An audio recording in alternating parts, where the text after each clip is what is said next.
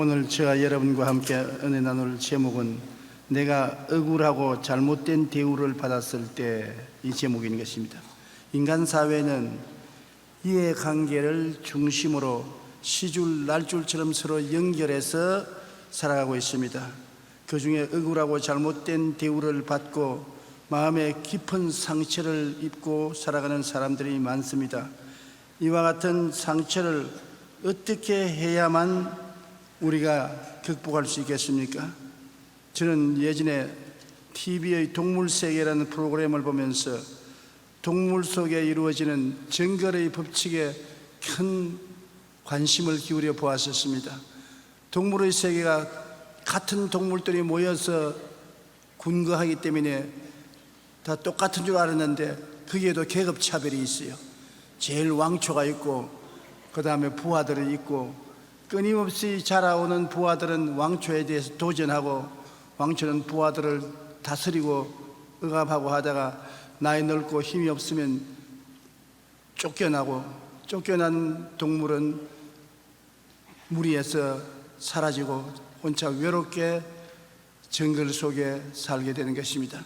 우리가 이 세상에 살면서 인간 사회도 공식적인 역사의 뒤에 감추어진 숨은 힘으로 때로 상대방의 약점을 덜추어 개인이나 집단을 파괴합니다. 목적을 위해서는 수단과 방법을 가리지 않습니다. 자기의 이익과 결탁된 음모를 가지고 온갖 공격을 다합니다. 인간 사회는 이처럼 이해관계를 중심으로 서로 간에 긴밀한 관계를 주고받으며 살아갑니다. 그러나 역사의 뒤안거리는 언제나 억울하고 잘못된 대우를 받고 마음에 깊은 원한과 상처를 입고 살아가는 사람들이 많이 있습니다. 스스로 잘못이 없는데도 불구하고 집단 속에서 잘못한 사람으로 치부시켜서 고난을 당하게 합니다. 그는 집단에서 쫓겨나서 멸시와 천대를 받고 마음에 깊은 상처를 입고 그를 치유하지 못해서 슬픔을 마음속에 품고 살고 있는 것입니다. 이러한 때는 이 사람들이 어떻게 해야 될 것입니까?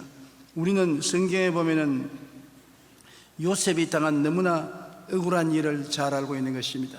요셉은 야곱의 12아들 중에 11째 아들입니다. 그런데 아들이 12이나 있는데 다른 11아들들은 다 마음속에 세상이 꽉 들어차 있었습니다. 그래서 세상을 따라 생각하고 말하고 행동하며 살았는데 요셉만이 유독이 달랐습니다. 그 마음 가운데 하나님이 주신 꿈을 품고 살았습니다. 다른 아들들은 꿈이 없었습니다. 하루하루 그냥 세상을 따라 삽니다. 그런데 요셉은 유독 이 꿈이 있어 그 꿈이 마음을 점령했기 때문에 꿈을 따라 생각하고 말하고 행동했습니다. 형들과 모여서 앉으면 자기 꿈 이야기를 했습니다. 형들, 내 꿈 이야기 들으십시오.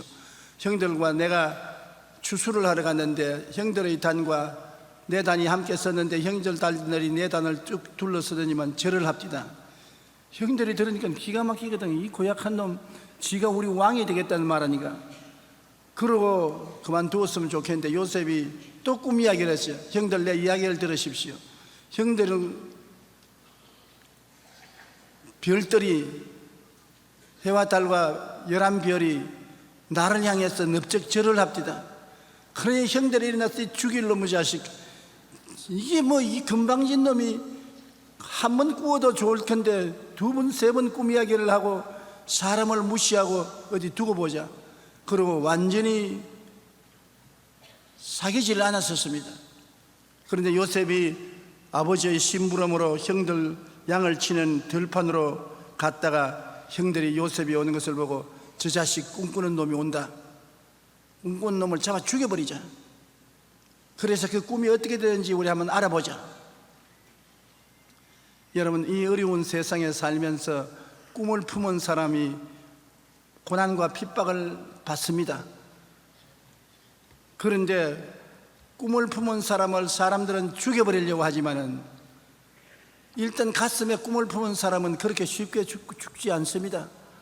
그 사람은 육체적인 인간일 뿐 아니라 그 속에 4차원의 영성인 꿈을 가지고 있기 때문에 꿈은 현실을 지배하고 다스립니다.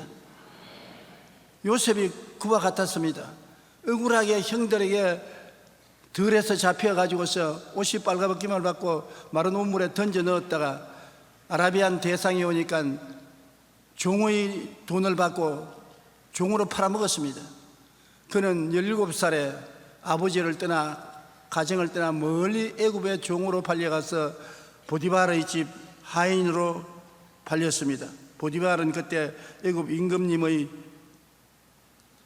경비병 대장이었습니다. 12대장 보디발의 집 종이 되어 그 주인을 위해서 일을 하는데, 꿈을 가진 사람은 언제나 하나님의 형통함이 따르는 것입니다. 꿈이 있는 백성은 망하지 않습니다. 꿈이 없는 백성은 망한다고 말한 것입니다. 꿈을 마음속에 품으면 여간 고통이 다가오더라도 고통 속에 항상 하나님이 같이 계심으로 형통이 있습니다. 왜냐하면 우리 하나님은 좋은 일을 이루는 하나님이신 것입니다. 성경에 보면 하나님이 엿새 동안 천지를 지었을 때 5번 하나님 보시기에 좋았더라, 하나님 보시기에 좋았더라, 좋았더라, 좋았더라, 좋았더라. 마지막에는 하나님 보시기에 심히 좋았더라 했습니다. 하나님이 하시는 일은 다 좋은 일입니다. 마귀가 하는 것은 도적질하고 죽이고 멸망시키는 나쁜 일밖에 없지만은 하나님이 하시는 일은 좋은 일인데, 하나님이 주신 말씀을 통해서 마음에 꿈을 품고 있으면 하나님이 같이 계심으로 좋은 일이 생겨납니다. 아무리 현재 어둡고 캄캄하고 고통스럽고 괴로워도 참고 견디면 꿈이 여러분의 인생을 다스리게 되는 것입니다. 하나님은 우리에게 큰 꿈을 품도록 만들어 놓은 것입니다. 예수님 십자가에 못 박여 갈보리에서 피 흘려 달려 있는데 그 예수님을 통해서 우리의 죄도 불의도 질병도 저주도 죽음도 다 청산해버리고 우리에게 용서와 의, 거룩함과 성령 충만, 치료와 건강, 아브라함의 축복과 형통, 부활과 영생, 천국을 허락해주는 꿈을 우리에게 허락해 주시는 것입니다. 누구든지 저를 믿으면 하나님이 이 꿈을 우리 속에 주시고, 십자가를 통해서 우리가 이 꿈을 마음속에 품고 있으면 이 꿈을 통하여 어떠한 형편과 환경에 있든지 하나님은 우리에게 좋은 일을 이루어 주시는 것입니다. 그러므로 우리 주 예수 그리스도를 통해서 십자가의 은혜를 받아 마음속에 꿈을 품으면 그 꿈이 여러분과 나를 이끌어가는 것입니다. 우리의 운명을 꿈이 다스려가는 것입니다. 모든 사람이 자기 운명이 바꾸어질 수 있는 것은 십자가를 통하여 꿈을 품을 수 있기 때문인 것입니다. 누구든지 그리스도 안에 있으면 새로운 피조물이라, 이전 것은 지나갔으니 보라 새 것이 되었다. 내 힘으로 이전 것을 지나가게 하고 새 것이 될 수 없습니다. 마음속에 꿈을 품으면 꿈이 여러분을 그렇게 변화시키는 기적을 베풀어 주시는 것입니다. 요셉이 보디발의 집에 있어서 보디발의 집이 잘 되고 모든 것이 형통하니까 요셉을 가정 총무로 삼았습니다. 그런데 보디발의 아내가 요셉을 보고 마음에 흑심을 품고 자꾸만 꾀었습니다. 그러나 요셉은 하나님을 사랑하고 두려워하는 사람이라 그 꾀임에 빠지지 아니하고 저항했습니다. 하루는 대낮에 다 종들이 들로 일하러 갔는데 대청마루에 할 일이 있어서 요셉이 가는데 늦잠을 자고 잠옷바람으로 기지개를 쓰고서 보디발의 아내가 나오다 보니 요셉이 바로 대청에 와서 일을 보고 있거든. 이때다 싶어서 달려들어서 붙잡았습니다. 요셉이 놀라서 도망을 치는데 옷이 그 보디발의 아내의 손에 잡혔기 때문에 옷을 벗어놓고 도망을 쳤습니다. 그러니 부인이 흠모하던 마음이 미움과 원한으로 변화되자 고함을 쳤습니다. 사람 살려라. 온 밭에 있는 종들이 다 돌아오고 주인도 돌아옵니다. 요셉의 옷을 들고 흔들면서 이놈이 나를 겁탈하라고 한 것을 내가 고함 치니까 옷을 벗어놓고 도망쳤다. 사람이 정말 억울하기 짝이 없습니다. 원통하죠. 변명을 할 수가 없습니다. 본 사람이 없습니다. 그런데 증거는 옷을 벗어놨으니까 무슨 말로도 증거를 거부할 수가 없습니다. 얼마나 그 남편이 분이 났겠습니까? 더구나 군인인데. 성경은 기록 안 해줬지만 요셉이 거의 못 일어날 정도로 얻어 터졌을 것입니다. 그러고 난 다음에 12대 뜰에 있는 정치범 수용소인 감옥에 갇혔습니다. 그 정치범 수용소인 그 감옥에 들어가면 평생의 감옥에서 나오지 못해요. 근데 요셉이 그 감옥에 들어가서 고생을 하고 있는데, 그러나 그 마음속에 꿈을 품고 있습니다. 그 어려운 환경에도 하나님이 주신 꿈은 인간의 생각과 인간의 계획을 초월해서 하나님이 역사하는 것이기 때문에 눈에는 아무 증거 안 보이고 귀에는 아무 소리 안 들리고 손에는 잡히는 거 없어도 마음속에 요셉은 꿈을 품고 하나님을 바라보았었습니다. 이것이 요셉이 우리보다 위대한 점입니다. 우리는 그쯤 되면은 신앙도 버리고 꿈도 버리고 원망하고 탄식할 것인데, 요셉은 그 속에 꿈을 버리지 않고 하나님을 바라고 있었습니다. 감옥에 그 당시에 있으니까 여러분 형편없는 대우를 받지 않습니까? 대소변을 감옥 안에서 보고 빵 조각 하나 던져주면 그걸 받아 먹고, 그 어려운 비위생적인 곳에서 2년이 넘도록 있었습니다. 그런데 하루는 갑자기 왕궁에서 사람들이 와서 요셉을 찾았습니다. 요셉이 나가니까 갑자기 요셉을 이발을 시키고 옷을 입히고, 그리고 황금소리에 태워서 임금에게 가는데, 임금님이 당신이 요셉이냐 그랬습니다. 내가 꿈을 꾸었는데 우리 학자들이 다 와서 꿈을 해석하려 해도 해석을 못하는데 당신은 꿈을 잘 해석한다는 말을 술장관을 통해서 들었으니 그 꿈을 해석할 수 있겠냐? 말씀을 하십시오. 하나님이 해석을 주실 것입니다. 그래 왕이 자기 꿈을 말했습니다. 그 꿈의 내용인 즉 7년 대풍이 왔다가 7년 큰 흉년이 올 꿈이었습니다. 요셉이 그 말을 하고 풍년에 알고의 5분지 1을 저장해 놓았다가 흉년 동안에 이를 백성에게 풀어주면 나라가 살고 민족이 멸망하지 않을 것이라니, 왕이 무릎을 치면서 이렇게 지혜롭고 총명한 사람을 얻을 수가 있느냐? 내가 오늘 너를 국무총리로 삼노라. 자기 반지를 뽑아서 끼워주고 둘째가는 술에 태워서 엎드리라고 하니 모든 관리와 백성들이 요셉에 엎드렸습니다. 꿈이 이루어진 것입니다. 얼마나 억울하고 원통하지만 꿈을 버리지 아니하면 꿈이 결국 성공을 가져오게 되는 것입니다.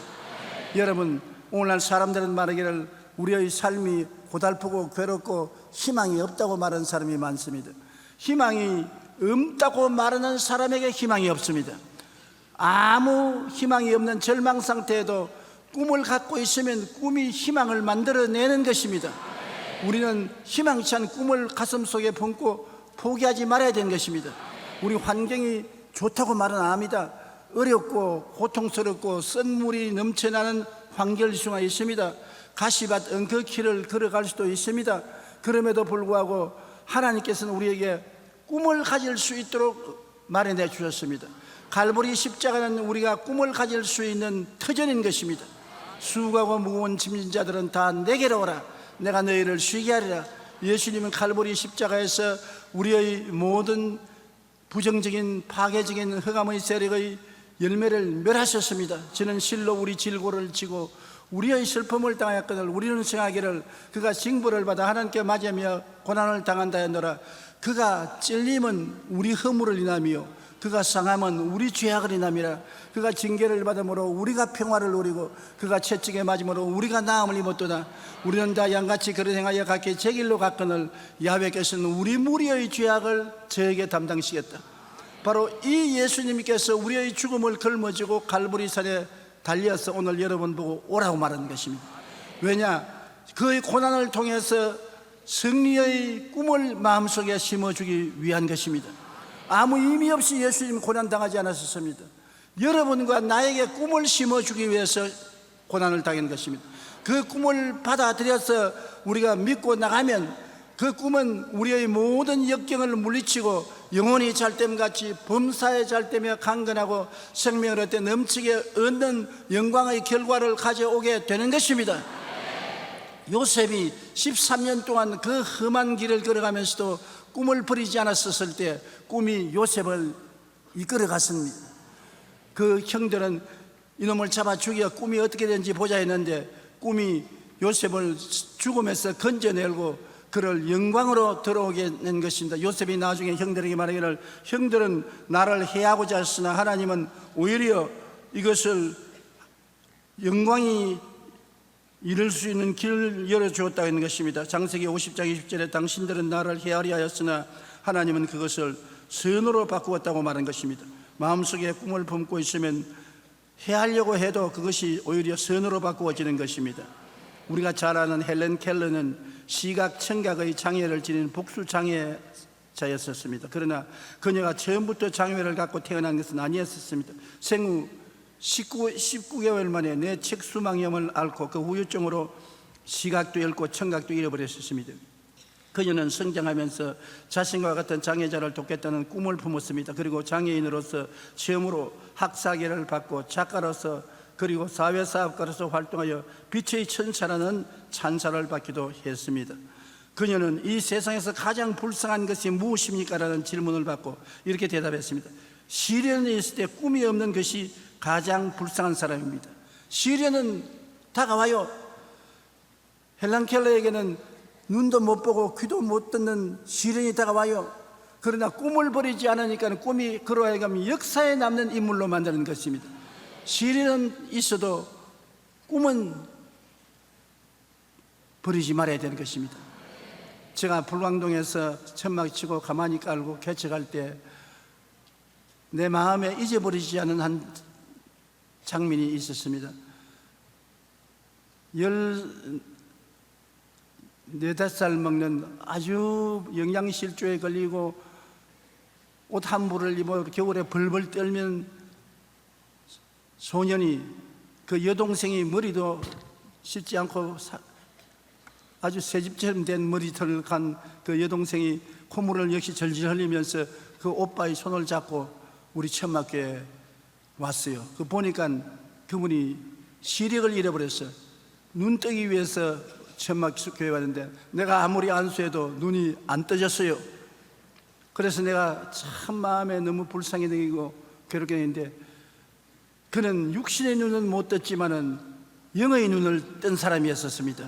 천막교회에 와서 설교를 듣고 그 추운 가운데 헐벗고 굶주리면서 놀랍게 신앙 속에 있더니 후에 하나님이 그 꿈을 통해서 그 사람을 이끌고 미국으로 건너가서 나중에 백악관 대통령 참모까지 됐었습니다. 그 사람 이름이 강영우 박사입니다. 나는 그분의 과거를 너무나 생생히 알기 때문에 너무나 비참하게 헐벗고 굶주리고 눈도 안 보이고 추운 날에 여동생이 손을 잡고 콧물을 흘리면서 천막교회에 와서 구석에 앉아있던 그가 꿈이 있으니까 그 꿈이 그를 붙잡아 이끌어서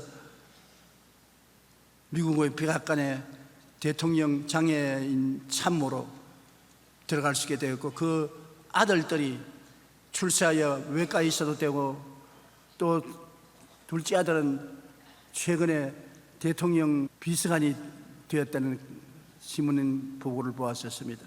다른 사람보다 내가 왜 감동을 느끼냐면 나는 그 과거를 보았기 때문에 사람이 헬렌 켈러가 말한 것처럼 시련은 반드시 다가오지만은 꿈을 갖지 못한 것이 참된 비극이라고 말한 것입니다. 아무리 시련이 와도 꿈을 버리지 아니하면 꿈이 여러분을 끌고 가는 것입니다. 여러분이 꿈을 이루는 것이 아니라 꿈이 여러분을 붙잡고 이루어지게 만들어주는 것입니다. 이 세상에 아무 문제 없고 어려움도 없이 사는 사람은 한 사람도 없어요. 중요한 것은 그러한 고난과 역경 가운데서도 마음의 꿈을 놓지 않을 때 그 꿈이 우리를 형통의 길로 이끌어주는 것입니다. 다른 사람은 다 꿈을 꾸지만 나는 꿈이 없는데요. 왜 없어요?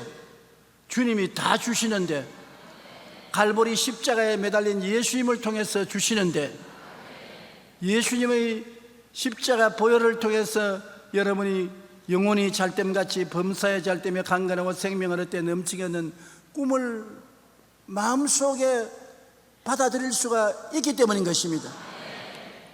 요셉의 11형제들은 세상만 가슴에 가득 찼지 꿈이 없었는데 요셉은 가슴 속에 꿈을 담고 있었습니다.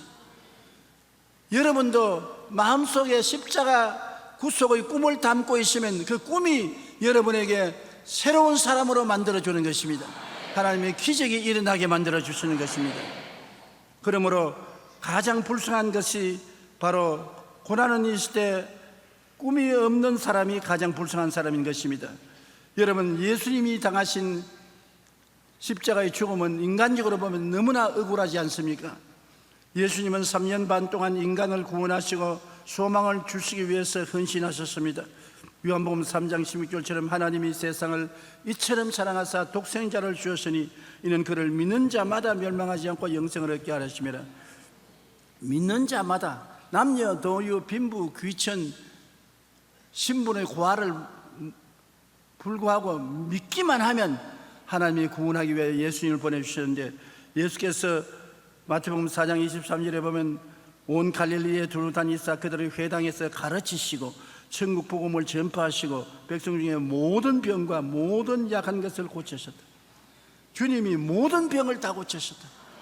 모든 약한 것을 다 치료해 주셨다. 주님이 가시는 곳마다 좋은 일이 생겨났었습니다. 좌절과 절망에서 소망을 얻었었습니다. 그런데 사람들은 주님의 그 사랑과 은혜를 쉽게 잊어버렸습니다. 마지막 예루살렘에 입성할 때 호산나 다윗의 자손이여 장차 세상에 오실 구주여라고 환영을 하고 고함을 치고 종려나무 가지를 꺾어서 그 발 앞에 깔고 하던 그 군중이 일주일 후에는 저를 십자가에 못 박으소서, 저를 십자가에 못 박으소서 빌라도 앞에서 고함을 쳤습니다. 인심이 조석변입니다. 한 주일 전에 다윗의 자손이여 장차 세상에 오실 메시아라고 그렇게 찬양을 하던 그 군중이 순식간에 악마로 변했었습니다. 예수님을 십자가에 못 박으라고 고함 쳤습니다. 마가복음 15장 12절로 15절에 보면 빌라도가 또 대답하여 이르되 그러면 너희가 유대인의 왕이라 하는 일을 내가 어떻게 하랴? 그들이 다시 소리 지르되 그를 십자가에 못 박게 하소서.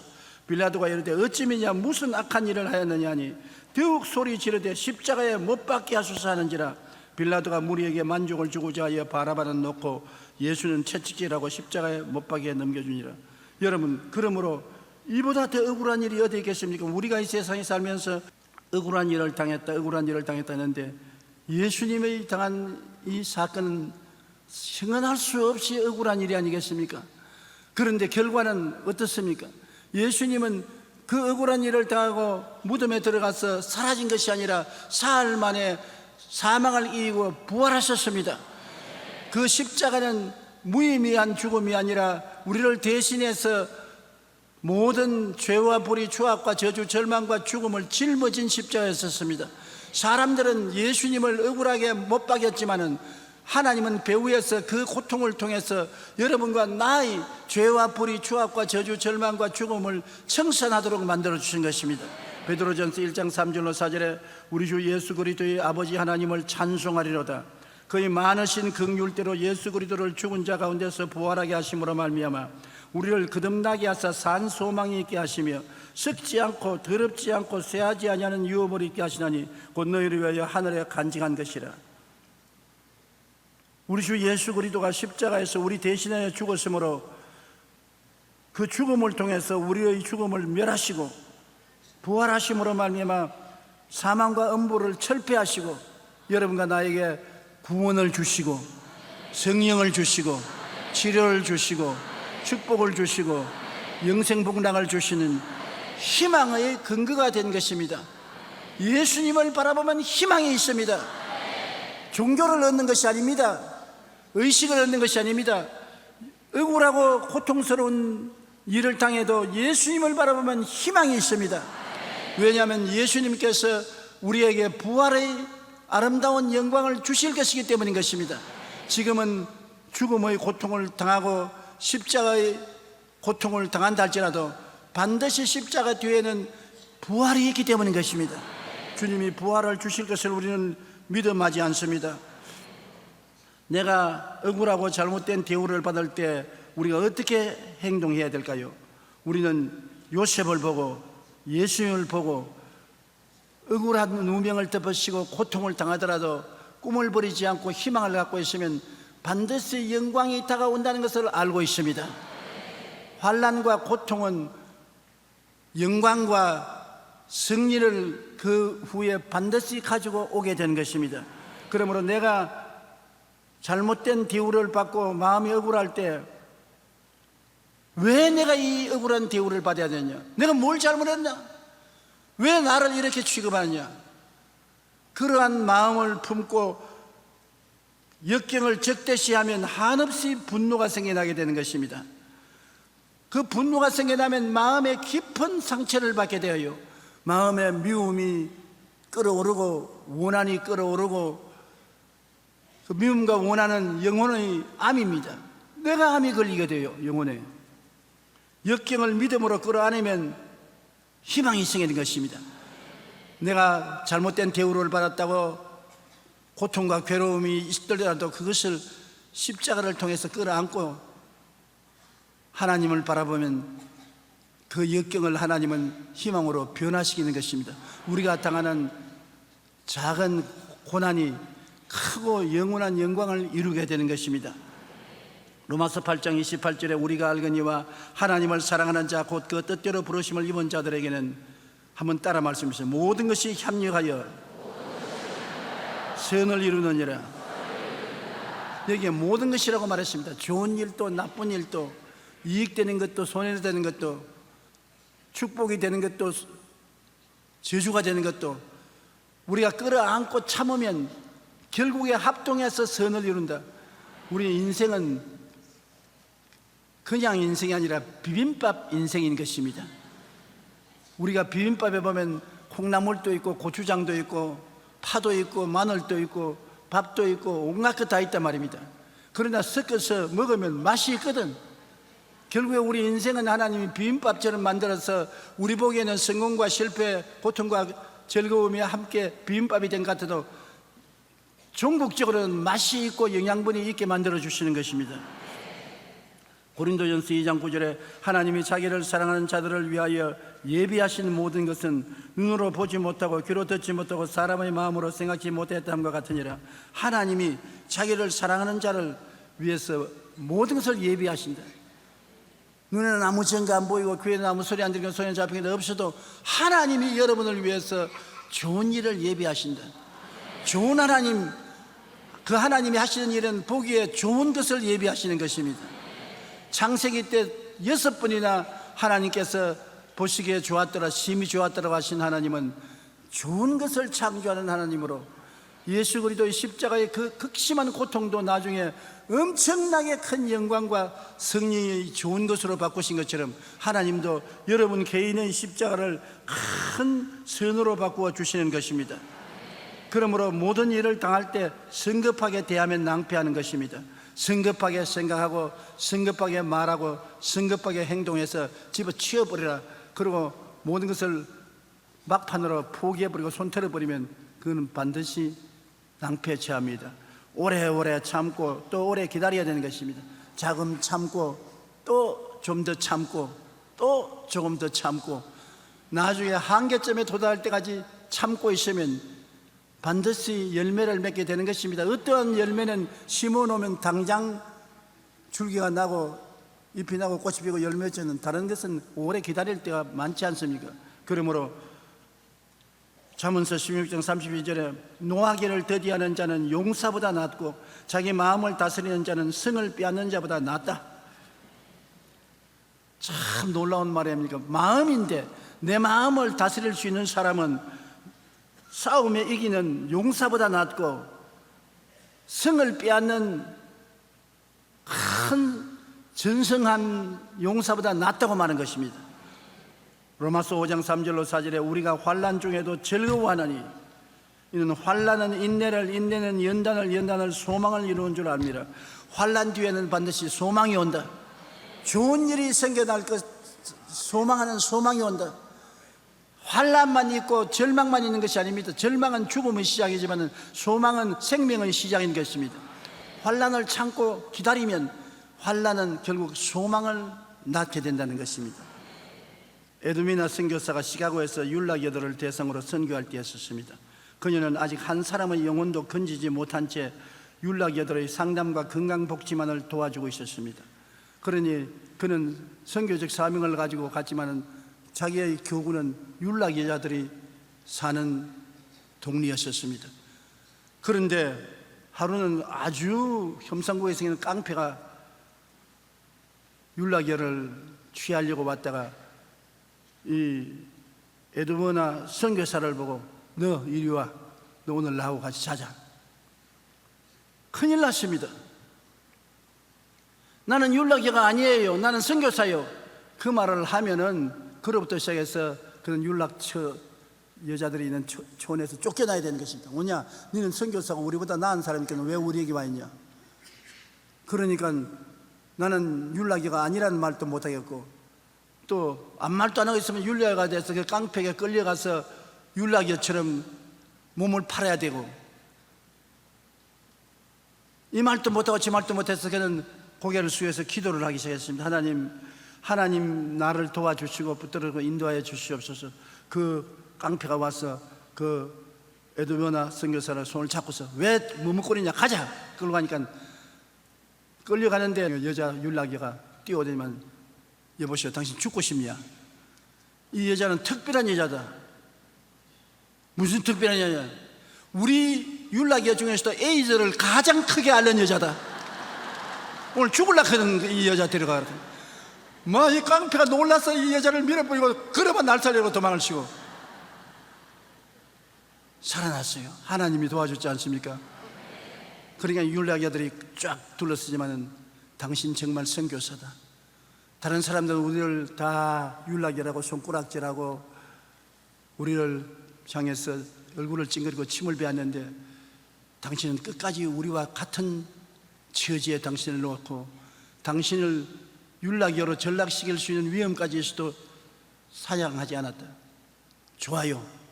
당신이 우리처럼 되었으니 나도 우리들도 당신처럼 되겠습니다. 이번 주일날부터 모두 다 우리 직업 그만두고 교회에 출석하겠습니다.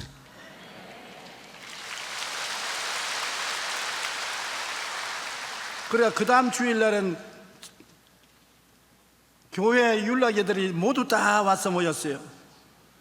이와 같이 역경 가운데서 성급하게 행동하지 말아야 합니다. 믿음으로 기다릴 때 희망이 솟아나게 되는 것입니다. 영혼을 구원하기 위해 받은 억울한 일과 잘못된 대우는 믿음으로 끌어안고 기다리면 되는 것입니다. 에드머나 선교사가 끝까지 기다리니까 하나님이 책임을 지지 않습니까? 우리가 일어나서 일을 해결하려고 하면 하나님이 책임지지 않습니다. 살든지 죽든지 흥하든지 망하든지 성하든지 쇠하든지 하나님께 맡겨버리면 하나님은 우리를 책임져 주시는 것입니다. 볼지어다 내가 세상 끝날까지 너와 항상 같이 하겠다고 주님께서 말씀한 것입니다.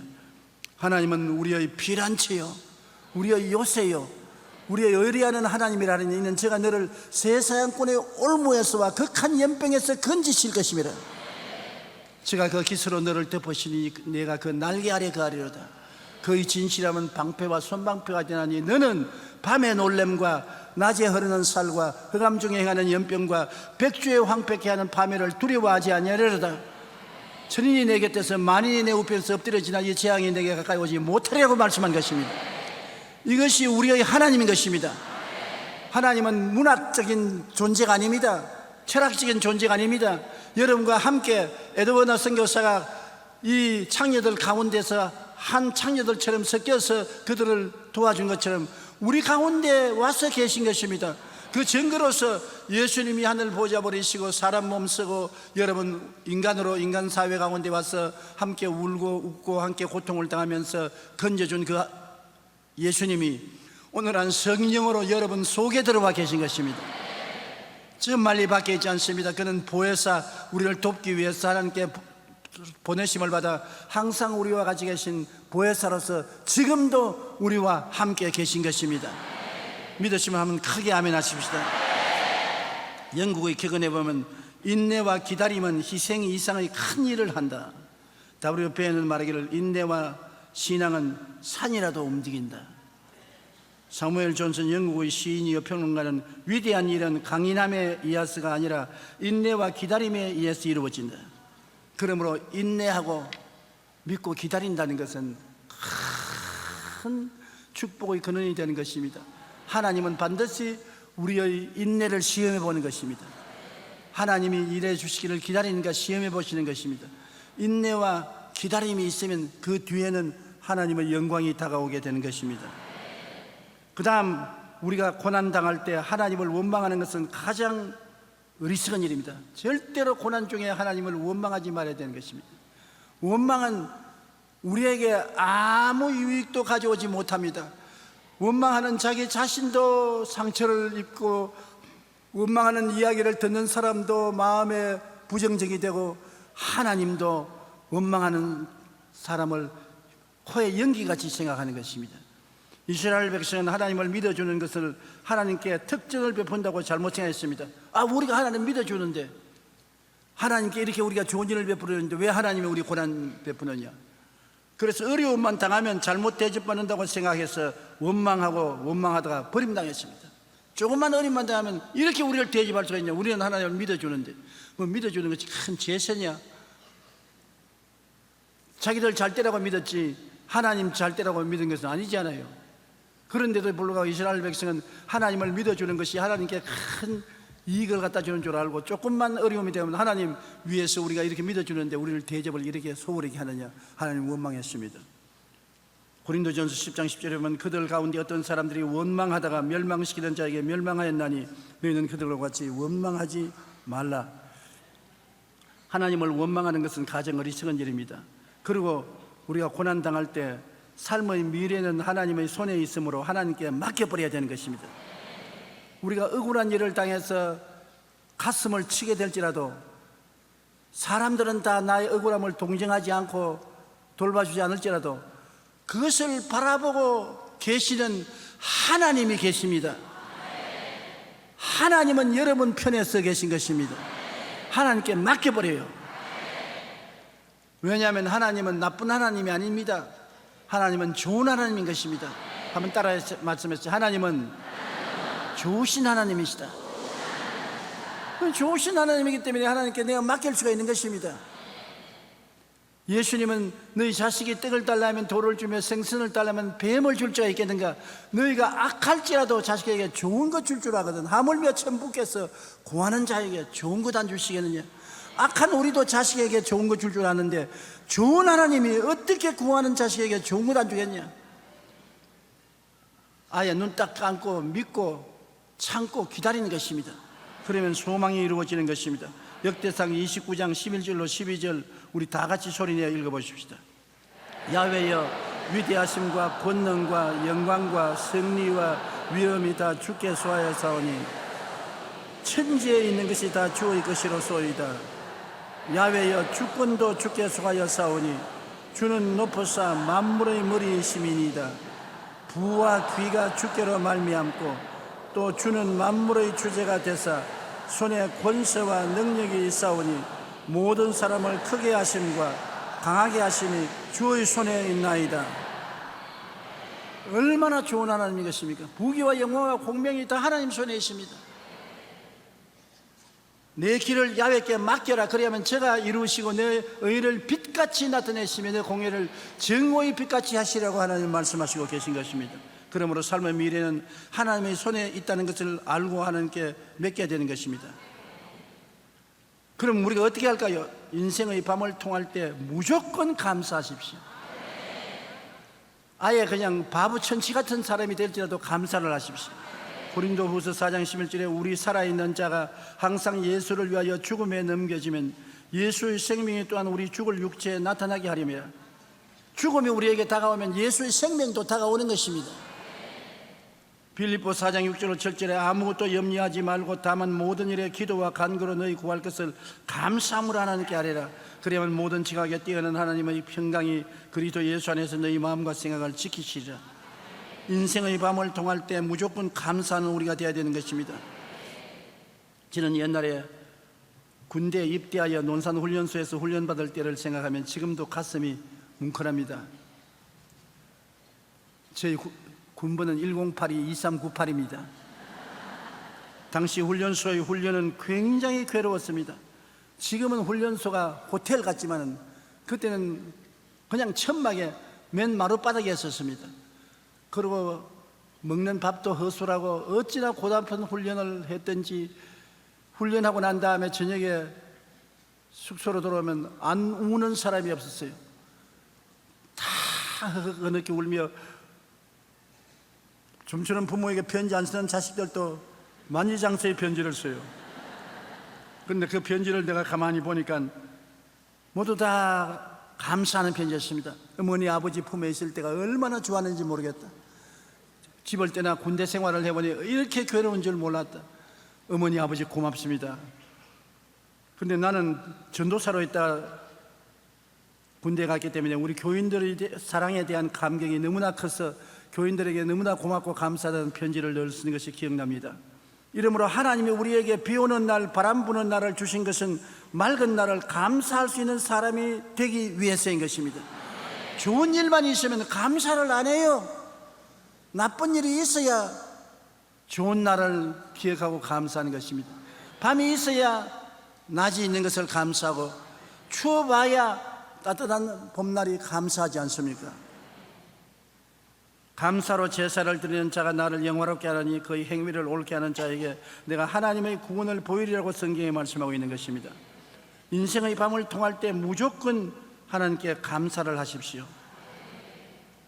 2010년에 올해의 부부상을 받은 이상택 씨는 언론과 인터뷰에서 수상은 전적으로 아내 황영희 씨의 헌신과 인내 덕분이라 모든 공을 아내에게 돌렸습니다.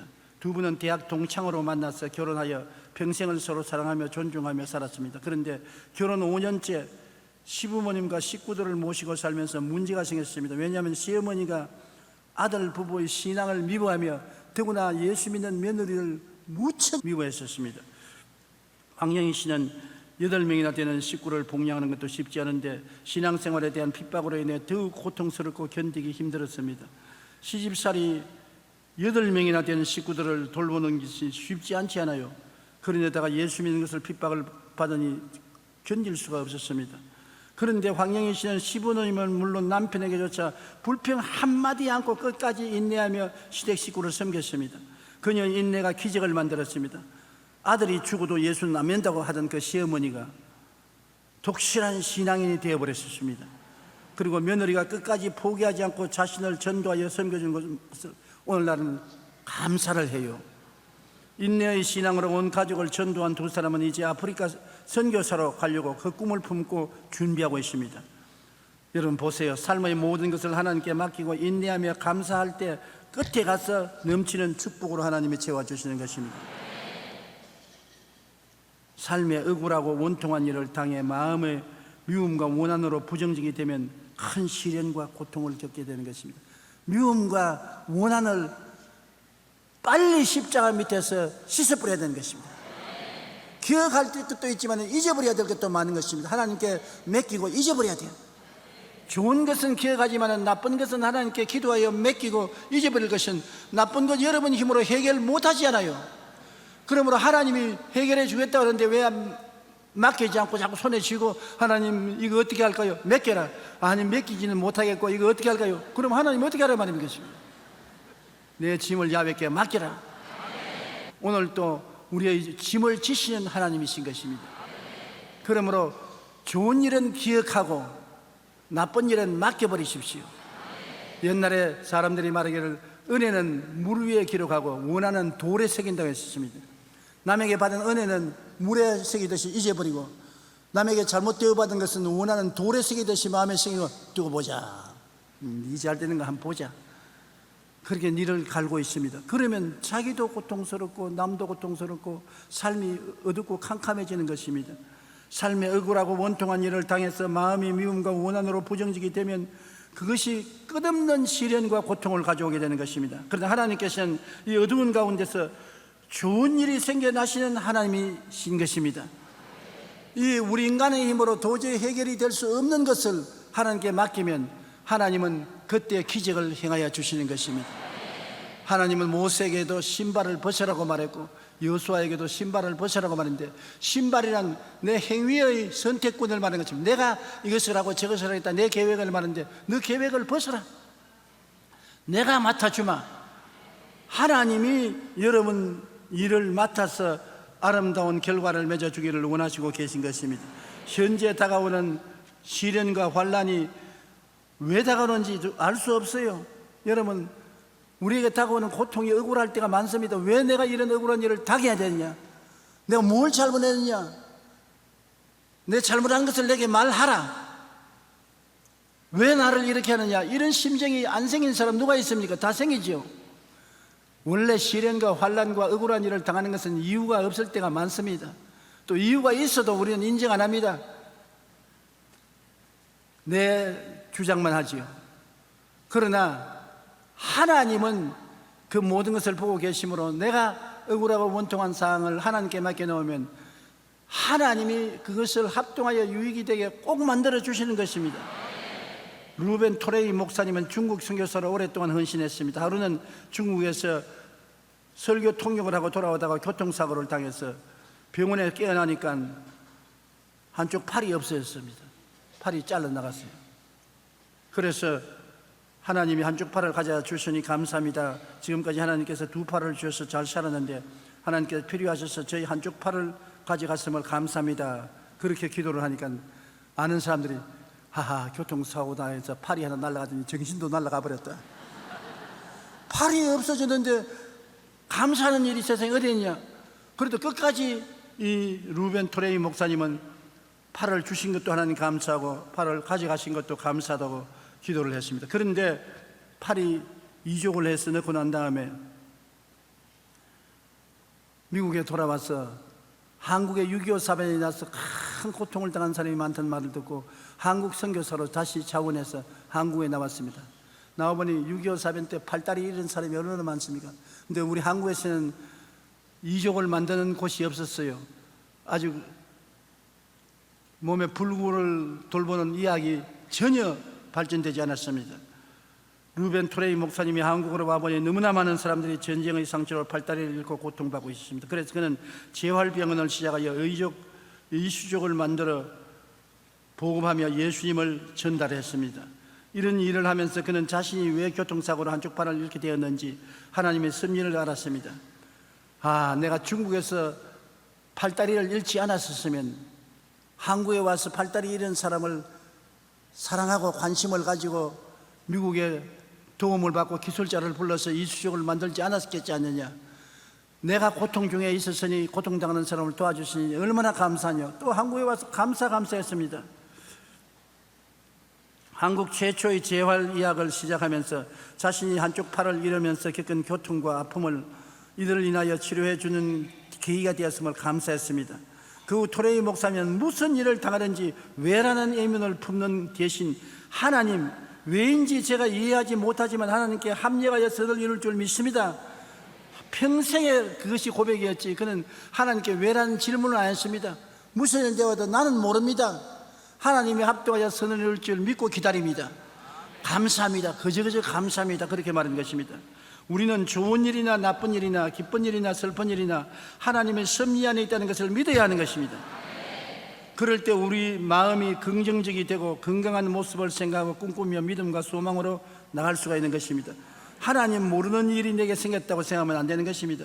하나님이 다 알고 계시는데 하나님께서 우리에게 전국적으로 유익이 되기 위해서 보냈다고 생각하고 감사해야 되는 것입니다. 원망과 불평과 탄식은 버리십시다. 바보 천치가 되셨습니다. 저 사람 머리가 돌았다고 해도 좋으니 하나님께 내어 맡기고 감사하고 좋은 일이 날 것을 기대하고 견디십시다. 그러면 좋은 날이 반드시 다가오게 되는 것입니다.